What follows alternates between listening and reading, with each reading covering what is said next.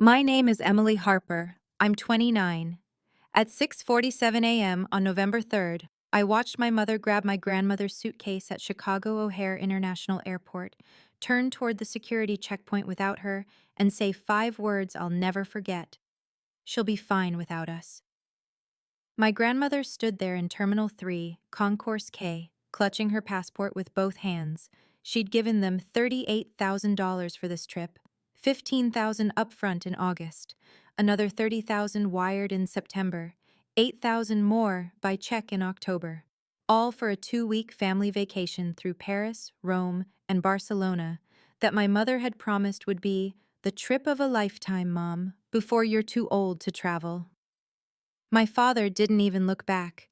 He adjusted his carry-on and followed my mother toward the TSA line. "Laura?" My grandmother's voice cracked. "Michael, where are you going?" My mother stopped, turned. Her smile was the same one she'd used when explaining why Grandma needed to sign that power of attorney, just in case something happens while we're overseas. Tight, practiced, cruel. "We talked about this, Dorothy. You're not coming." "But I paid." "You paid for the trip, not for yourself." My mother's voice dropped to that particular tone she used when she wanted to sound reasonable. "Michael and I need this vacation. After everything we've been through with the business, we deserve a break. You understand?"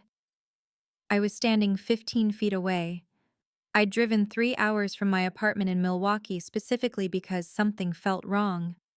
For weeks, I'd noticed things. My mother's hand gripping her wine glass too hard at Sunday dinner, the way my father's shoulders tensed when Grandma mentioned the trip, the tight smile my mother wore whenever Grandma asked about flight times. I'm a physical therapist. I'm trained to notice tension in shoulders, micro expressions on faces, the way people hold their bodies when they're lying, and my parents had been lying. "You told me we were all going." My grandmother's voice got smaller. "You showed me the itinerary, 4 tickets. Plans changed." My father finally spoke. His tone was flat. Final. "We booked you a car service. It'll take you to Sunrise Meadows. We've already paid the deposit." Sunrise Meadows. A nursing home. My grandmother's face went white. "What?" "It's time, Mom." My mother's voice turned sharp. "You can't live alone anymore. The house is too much for you. We've made arrangements." "I don't need a nursing home. I need my house. Frank left me that house." "Frank's been dead for 9 years." My mother cut her off. "And that house is falling apart. The roof leaks. The furnace is older than Emily. You need professional care." That's when I understood. This wasn't about the trip. This was about the house. The house my grandfather had left to my grandmother in his will. The house worth $520,000 with only $135,000 left on the mortgage. $385,000 in equity. My parents owed $182,000 to creditors. Their small business, a boutique catering company, had collapsed last February. They had until January 15th, 2027 to pay, or they'd lose everything. Before I go on, if stories about standing up for yourself mean something to you, please hit like and subscribe and tell me in the comments where you're watching from right now and what time is it there. My grandmother looked at me then. Her eyes found mine across the terminal. She didn't say anything. She didn't have to. I walked over. My mother saw me coming. "Emily, don't." "Don't what?" "Don't make this harder than it needs to be." My mother's jaw was tight. "This is a family decision. I'm family. You're not part of this conversation." I looked at my grandmother. She was 81 years old. She'd raised me when my parents were too busy building their business. She'd taught me to make her famous apple cinnamon bread every Sunday morning. She'd sat with me in the hospital when I tore my ACL junior year, and my parents were at a catering convention in Phoenix. "I'm staying with her," I said. My father's face hardened. "Emily, I'm staying with Grandma." I picked up her suitcase. "You two have a nice trip." My mother's voice went cold. "You'll regret this." "Probably not." I watched them walk away. My mother's shoulders were rigid. My father didn't look back. They boarded their plane to Paris at 8:15 a.m. and left us standing there. I drove my grandmother home. Neither of us spoke for the first hour. Then, somewhere around Rockford, she said, "They were really going to put me in a home." Yes. Without asking. Yes. She was quiet for another 20 miles. Then, I gave them everything I had saved. I know. For a trip they never planned to take me on. I didn't answer. There wasn't anything to say. Let me take you back 11 years to when I was 18 and my grandfather was still alive. He had this wood shop in the basement, cedar and sawdust and Old Spice aftershave. He'd spend hours down there building birdhouses and picture frames and wooden puzzles for me. One Saturday afternoon in July, he called me down. He was sitting at his workbench with a folder of papers in front of him. "Emily Bear," he said. That was his name for me. "I need you to witness something." He had me sign a document. I was too young to understand what it meant. But I remember what he told me. "Your grandmother gets this house when I'm gone. Not your parents, not anyone else, just Dorothy. No matter what anyone says, this house is hers. You remember that?" I'd nodded. I'd signed. I'd forgotten about it. Until now. My grandmother lived in that house for the next 3 weeks. I stayed with her. I took family leave from my clinic, telling my supervisor I had a personal emergency. My grandmother moved through the rooms like a ghost. She'd stand in the kitchen for 10 minutes, staring at nothing. She'd open the linen closet and close it without taking anything out. She didn't say much. Neither did I. On November 24th, my mother called. "We're back," she said. No greeting, no apology. "We need to talk about Mom's situation." There is no situation. Emily. My mother's voice had that edge, that tone that meant she was about to pretend she cared. "She can't live alone. You saw her. She's declining. She's grieving. She's incompetent." That word, incompetent, it made my hands shake. "She's not." "We've already started the paperwork. We're filing for conservatorship. Dr. Brennan signed off on the cognitive assessment. Judge Alvarez is reviewing the case. We'll have guardianship by mid-December." My throat went dry. Conservatorship meant my parents would control everything. The house, the accounts, every decision. "You can't do that." "We're doing it." "And Emily?" My mother paused. "Don't fight us on this. You don't want to make this ugly." She hung up. I stood in my grandmother's kitchen, the kitchen where she'd taught me to roll pie dough, where we'd spent every Thanksgiving morning for 29 years, and I felt something crack inside me. Not sadness, something harder. I went back to work the next week. My clinic specialized in post-surgical rehabilitation and sports injuries. I'd been there for 4 years, working under Dr. Marcus Chen, one of the best orthopedic specialists in Wisconsin. My days were long, 7:30 to 6, sometimes later if we had late appointments. I was good at my job. I could spot compensation patterns in the way people walked. I could read pain in the set of someone's jaw. I documented everything: range of motion, pain levels, treatment progression. Every session, every measurement, every conversation went into the system. That attention to detail was about to matter. On December 2nd, my mother showed up at the clinic. I was in the middle of a session with Mr. Kowalski, a 67-year-old man recovering from a total knee replacement. I had him on the parallel bars, working on his gait pattern. The front desk called back. "Emily, your mother's here." My stomach dropped. I finished with Mr. Kowalski, got him settled in the waiting room with ice and elevation, and walked to the lobby. My mother was standing by the window. Designer coat, perfect hair. She looked like she'd just come from brunch. "We need to talk," she said. "I'm working." "This won't take long." She glanced around the lobby. 3 other patients were waiting. Mrs. Rodriguez, the Thompson twins, Mr. Ellis with his walker. "I wanted to let you know that we're moving forward with the conservatorship. The hearing is December 18th. Judge Alvarez has already indicated he's inclined to grant it. Based on what? Based on the fact that Mom can't manage her own affairs. My mother's voice rose slightly, just enough for the waiting patients to hear. She's 81 years old, Emily. She forgets to pay her bills. She leaves the stove on. Last month, she called you at 2 a.m. because she couldn't remember how to work the thermostat. That wasn't true. None of it was true. But my mother said it loud enough for everyone to hear. Mom's fine, I said quietly. Mom's deteriorating. My mother's eyes welled up. Actual tears. I try so hard to help her, Emily. I just want what's best for her, and you're making this impossible. I felt every eye in that lobby on me.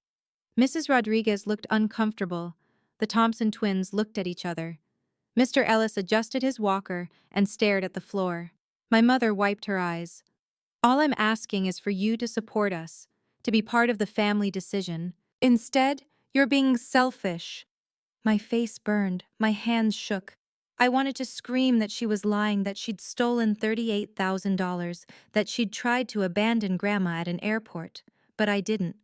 I looked at my mother and said very calmly, I have to get back to my patients.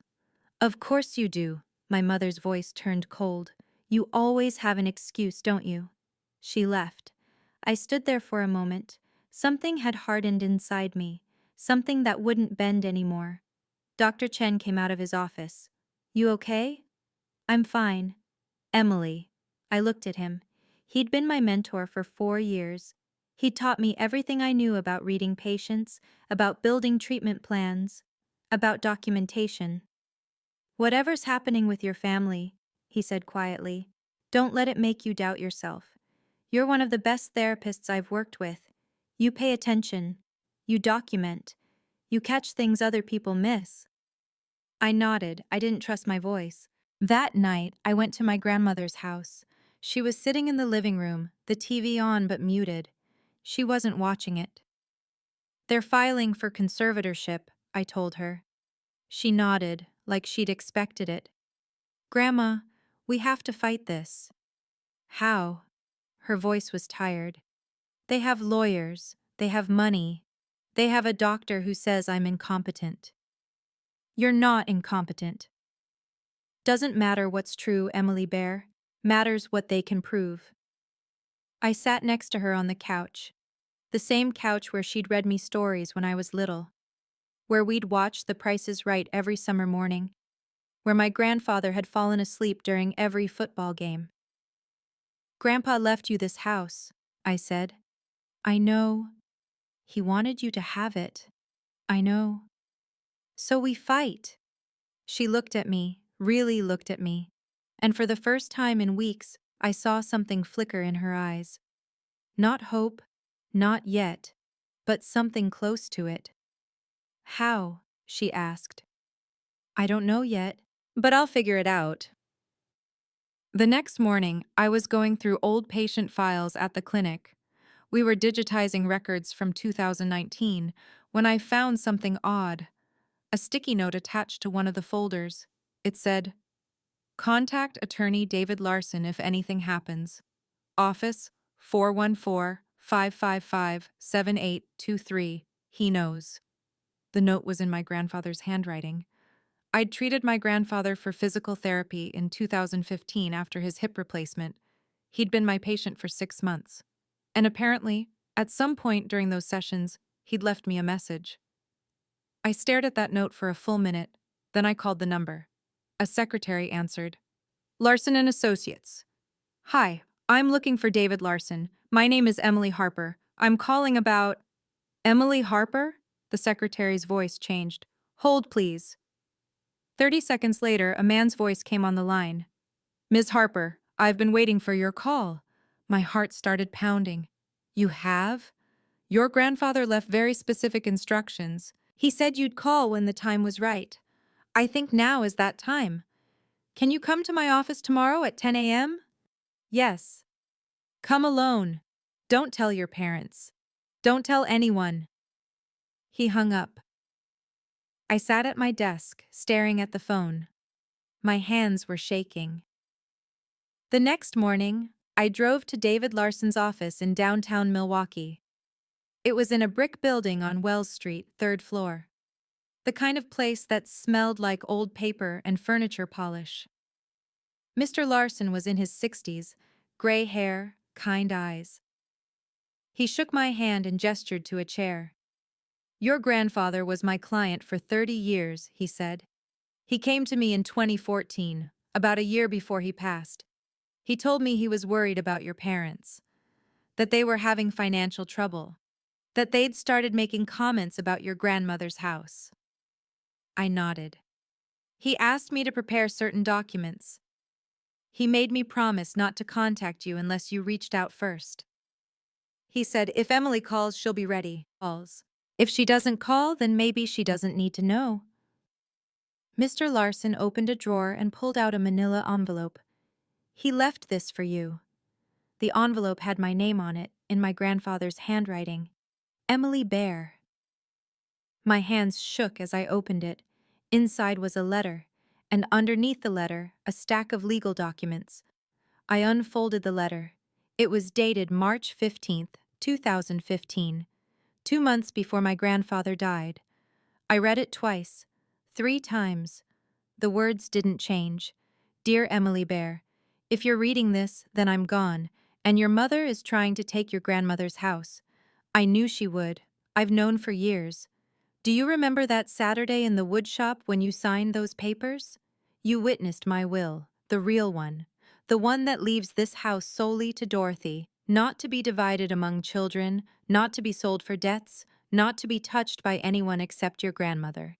Your mother has a different version, one she convinced me to sign during a doctor's appointment when I was on pain medication after my surgery. That version names her as co-owner. It's a forgery. I never intended to sign it. But it exists, and she'll try to use it." The original will is with David Larson. His office is at 1247 Wells Street, Suite 302. The copy I've left you is certified and notarized. Inside this envelope you'll also find bank statements showing the $38,000 your mother will steal. I'm predicting she'll use a fake trip as an excuse. Recorded conversations where your mother discusses getting mom's house when she's too old to fight back. Witness statements from the neighbors, Dale and Patricia Thompson, who I've asked to watch over Dorothy. Documentation of your mother's debt and her creditor's deadline.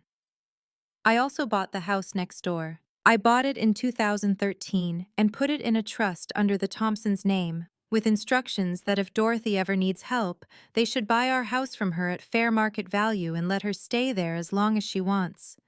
They're good people. They'll take care of her. You are not a burden, Emily. You are not selfish. You are not the problem your mother says you are.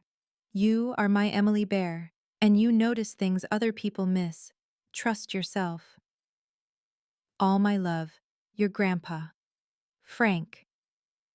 I read it 3 times. Then I looked at Mr. Larson. "The Thompsons?" I whispered. "They've been waiting for you to call. Your grandfather paid off their mortgage in exchange for their help. They're ready whenever you need them." "And the recordings?" "Legal in Wisconsin. Your grandfather wore a wire during Sunday dinners for 6 months in 2014. Your mother said some very interesting things." I felt like I couldn't breathe. My grandfather had known. For years he'd known. And he'd prepared for this moment. "What do I do?" I asked. "You wait," Mr. Larson said. "Your parents are filing for conservatorship on December 18th. Let them present their case. Then, at the hearing, you present this. Won't they try to stop me?" "They can't stop what they don't know is coming." I left his office with the envelope tucked inside my coat. I felt like I was carrying a bomb. The next 2 weeks were the longest of my life. My parents moved forward with their plan. They filed paperwork. They scheduled the hearing. They told family members that I was making things difficult and that Grandma really needs professional care. I went to work. I documented my hours. I made sure my schedule was airtight. Because I knew what was coming. On December 15th, 3 days before the hearing, my mother called me. "We're offering you a deal," she said. "What kind of deal?" "Drop your opposition to the conservatorship. Let us move forward with Mom's care. In exchange, we'll put you on the deed to the house, 25% ownership. When we sell it, you'll get your share." My chest tightened. "You're going to sell Grandma's house?" "We have to, Emily. We're drowning in debt. The creditors are threatening to foreclose on our condo. We need this." "And what happens to Grandma?" "She'll be fine. Sunrise Meadows is a good facility. She'll be comfortable. She doesn't want to go to a nursing home. She doesn't know what she wants. That's why she needs us to make decisions for her." I was quiet for a long moment. Then I said, "No." "No? I'm not taking your deal." My mother's voice turned sharp. "Then you'll get nothing. Do you understand me? Nothing. We'll cut you out completely." "Okay." "Emily, I have to go. I have patience." I hung up. My hands were shaking, but something inside me felt steady, solid. For the first time in weeks, I knew exactly what I was doing. December 18th. The courthouse on Kilbourne Avenue, courtroom 4B. Judge Alvarez presiding. I arrived at 9:30 a.m. My parents were already there with their lawyer, a sharp-looking woman in a gray suit named Patricia Mendez. Dr. Brennan, the physician who'd signed off on my grandmother's cognitive assessment, was sitting in the gallery. My grandmother sat next to me. She was wearing her good blue dress, the one she saved for church. Her hands were folded in her lap. "You sure about this?" she whispered. "Yes. You don't have to do this alone." "I'm not alone. Grandpa's here." She squeezed my hand. The hearing started at 10 a.m. My parents' lawyer presented their case. Dr. Brennan testified that my grandmother showed signs of cognitive decline and difficulty managing daily tasks. My mother cried on the stand, talking about how worried she was, how much she wanted to help, how Emily was making this so much harder than it needs to be. It was a performance, and it was convincing. Judge Alvarez listened carefully. He asked questions. He took notes. Then he turned to me. "Ms. Harper, do you have anything to say?" I stood up. My legs felt weak, but my voice was steady. "Your Honor, I'd like to present evidence that contradicts the petitioner's claims." Patricia Mendez frowned. "Your Honor, this is highly irregular. I'll allow it." Judge Alvarez gestured for me to proceed. I walked to the front of the courtroom. I placed the manila envelope on the judge's bench. "This is a letter from my grandfather, Frank Harper, dated March 15, 2015. It was left with his attorney, David Larson, with instructions that it be opened if anyone tried to claim ownership of my grandmother's house or declare her incompetent." My mother's face went white. I opened the envelope and pulled out my grandfather's letter. I read it aloud. Every word. The whole thing. When I finished, the courtroom was silent. Judge Alvarez picked up the documents. He examined them carefully. Then he looked at my mother. "Mrs. Harper, did you take $38,000 from your mother under false pretenses?" My mother's mouth opened, closed. We needed. Did you lie about booking a family trip to Europe?" "Your Honor, we were trying to." "Did you abandon your mother at O'Hare International Airport after she'd paid for a trip she believed she was taking?" My father stood up. "Your Honor, this is a misunderstanding." "Sit down, Mr. Harper." My father sat. Judge Alvarez turned back to my mother. "Mrs. Harper, I'm looking at bank records here that show a $15,000 check deposited into your personal account on August 12th. Another wire transfer for $30,000 on September 8th.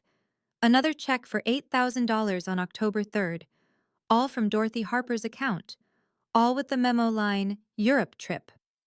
My mother's lawyer leaned over and whispered something to her. My mother shook her head. "Your Honor," Patricia Mendez said carefully, "my clients were acting in what they believed to be Dorothy Harper's best interests. By stealing from her? They were trying to. I'm also seeing recorded conversations. Judge Alvarez held up a transcript. Dated October 2014.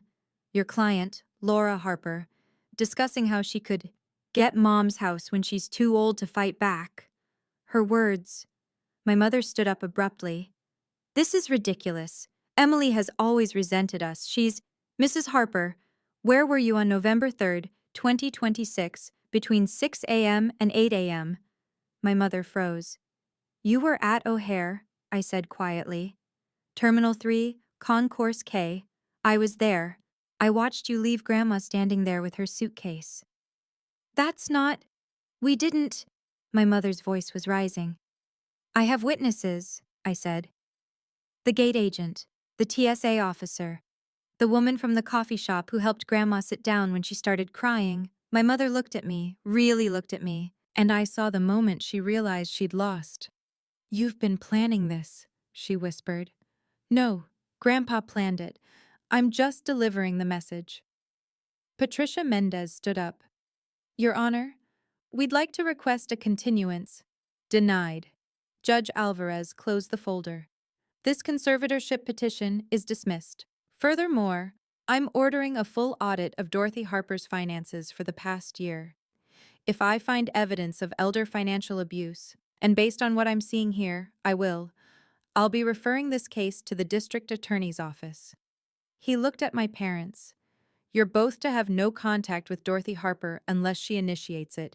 Is that clear? My father nodded. My mother just stared straight ahead. We left the courthouse at 11:47 a.m.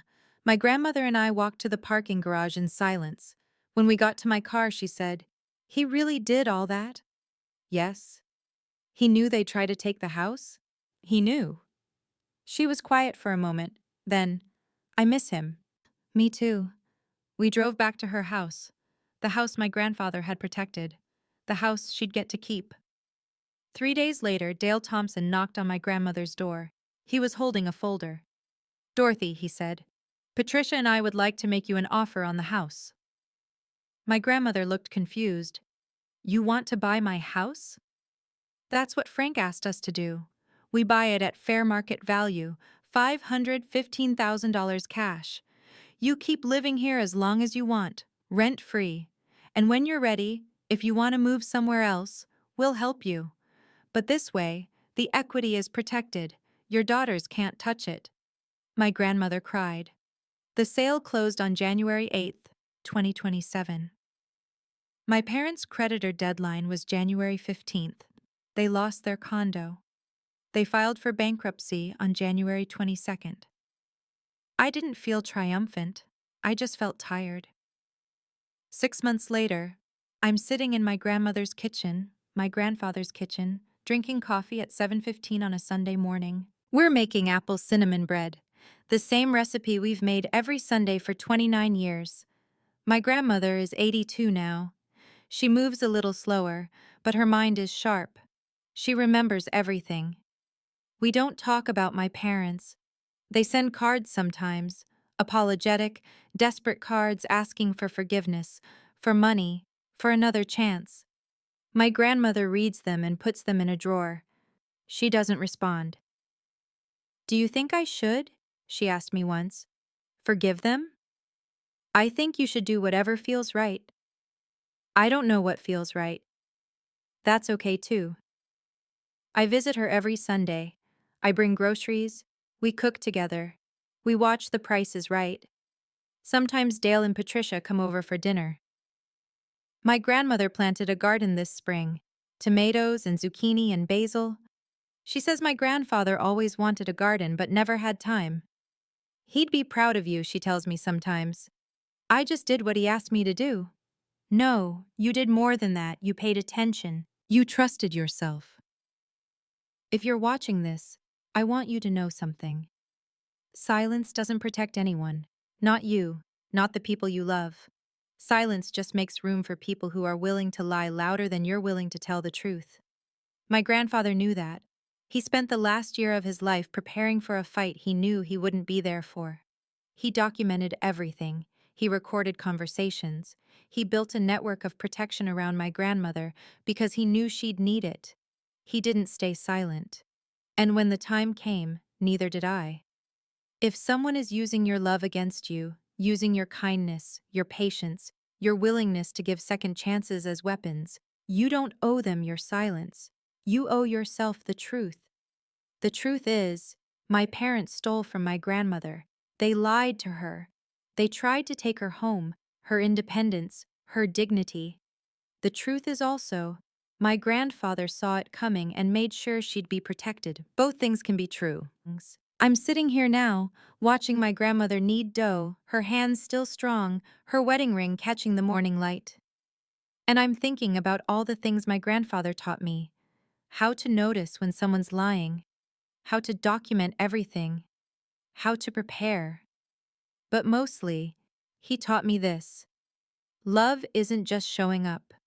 Love is making sure the people you care about will be okay when you're gone. He did that. And now it's my turn. I look out the kitchen window. The garden is growing.